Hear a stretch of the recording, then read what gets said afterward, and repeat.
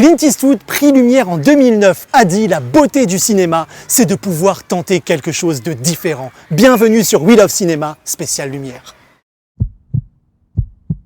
Festival Lumière, jour 1, quel plaisir d'être ici pour vous faire partager cette 12e édition qui se tient du 10 au 18 octobre à Lyon, la ville qui a vu naître le cinéma. D'ailleurs que c'est émouvant, on est à l'Institut Lumière et si vous me suivez, juste là sont sortis les ouvriers de l'usine Lumière en 1895. C'est pas une belle émotion ça? Alors je pense que je suis pas le seul à être ému. Suivez-moi et on va parler aux premiers spectateurs qui sont en train de retirer les tickets. Allez!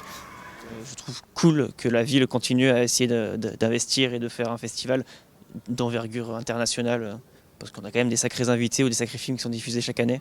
Ce festival m'apporte beaucoup d'ouverture sur le monde déjà.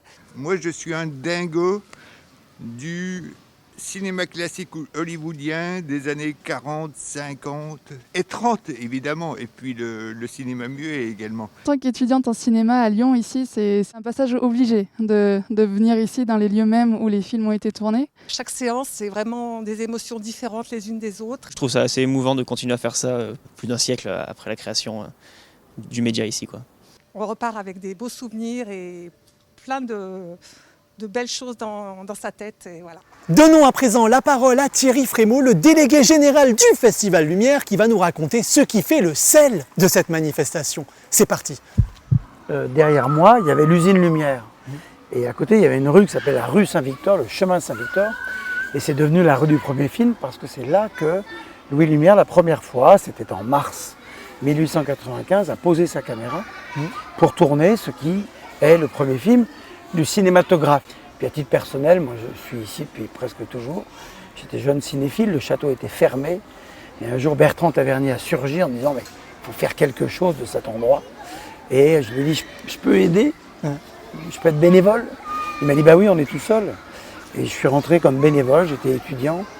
Et je suis resté bénévole longtemps, enfin c'était du bénévolat très actif. Et jusqu'au moment où j'en suis devenu le directeur.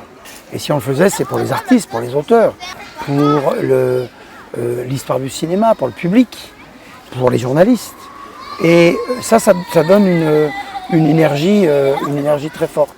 Depuis 1895, plein de villes, évidemment Cannes, évidemment Deauville, évidemment Paris, qui a eu plusieurs tentatives, se sont dotés de festivals. Et nous, on n'avait pas ça. Et quand il s'est agi de savoir quoi faire, on voulait faire un festival de cinéma français. Et la deuxième idée, ou la première, c'était de faire un festival de patrimoine. C'est là que l'histoire du cinéma a commencé. Et c'est ici qu'on peut porter un regard rétrospectif sur elle. Et puis, ça permettait aussi de cristalliser, d'ailleurs, on a un marché du film, une industrie qui est celle de ceux qui s'occupent des catalogues, des archives, des ayants droit, etc., etc. Et l'impulsion, c'est que on sait le public intact.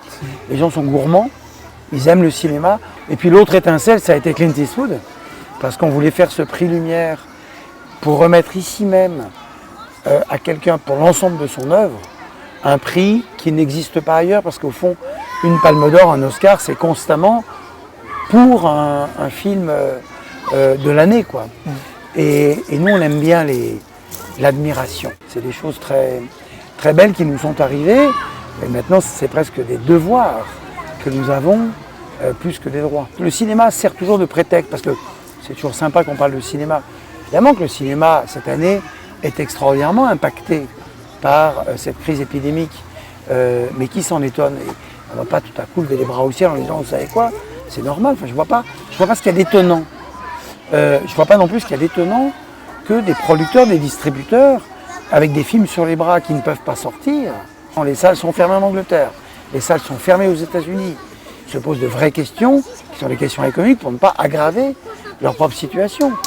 Ne disons pas qu'il n'y a pas de film parce qu'il n'y a pas de film américain, disons qu'il y a des beaux films parce qu'il y a des films français. Pendant qu'on se parle là, il y a des gens qui sont en train d'écrire et de réaliser des beaux films.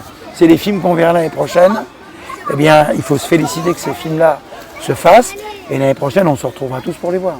Ah, on n'est pas bien là, la ville de Lyon, vous le voyez, elle est vibrante, elle est bouillonnante. C'était We Love Cinéma au Festival Lumière. Restez connectés, on a encore plein de bonnes surprises pour vous. La suite au prochain épisode.